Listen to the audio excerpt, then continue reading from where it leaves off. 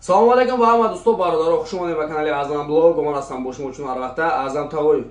Видеороле ки рӯза дӯстон закатнояй дар бораи русалкаҳо. Ба касе ки ин видео интересна марҳамат тамошо мекунем ва албатта ҳатман подписация карда зангулачаро пахш карданро ҳам фаромӯш накунем. Ба мо бошад видеороле ки рӯзаро сар мекунем. Рафтем.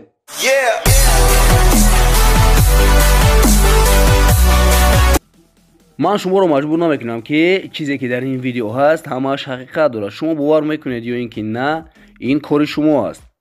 و امروز در همه سامانه‌های اینترنتی این گونه خبرها پهن است و من برای شما توپ 10 رسالکه‌های رو یافتم. تماشا میکنیم و با این باور میکنید یا اینکه نه، فکری خود رو حتما در کامنت نویسید.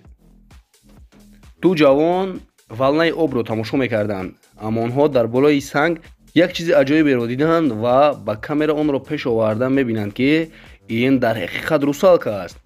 لیکن آنها با آوازهای خود این رسالکه رو ترساندند و این رسالکه در و با آب پریده میرود.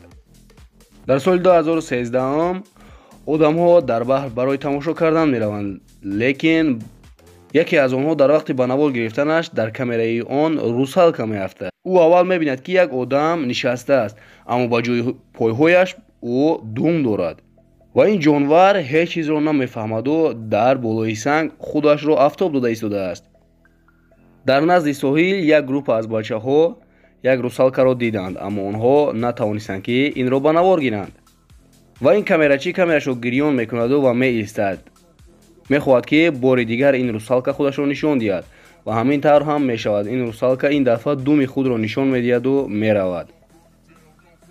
ماهی قپا در دریای سرخ یک چیز عجیبی را دستگیر کردند. این بس سکات مانند بود، لیکن بسیاری از آنها میگویند که این سکات نه و رسالکه است.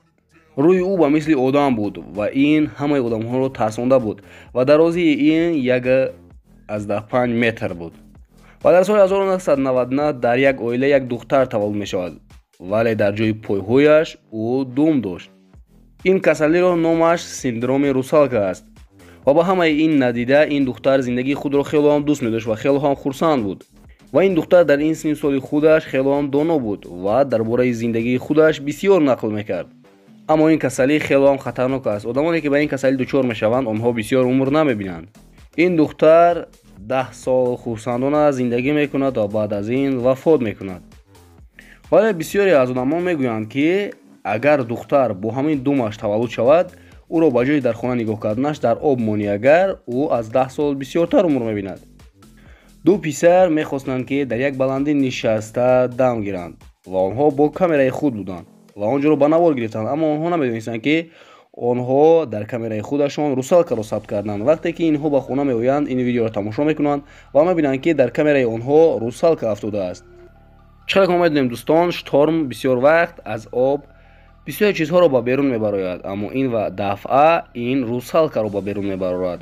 اما این رسالکه از آفتاب خیلی هم سوزان سوخته بود. یک گروه از جوانها در آب میگشتند، اما آنها نمیدانستند که صاحب دیدن این رسالکه ها میشود. آنها یک چیز عجیبی را دیدند که گویا که این مانند رسالکه باشد. در نزد کشتی های ساحل یک آدم در جایی که آبازی کردن ممکن نبود آبازی میکرد، اما یک شخص این را با کامرای خود به پیش می آورد، میبیند که این آدم نیست.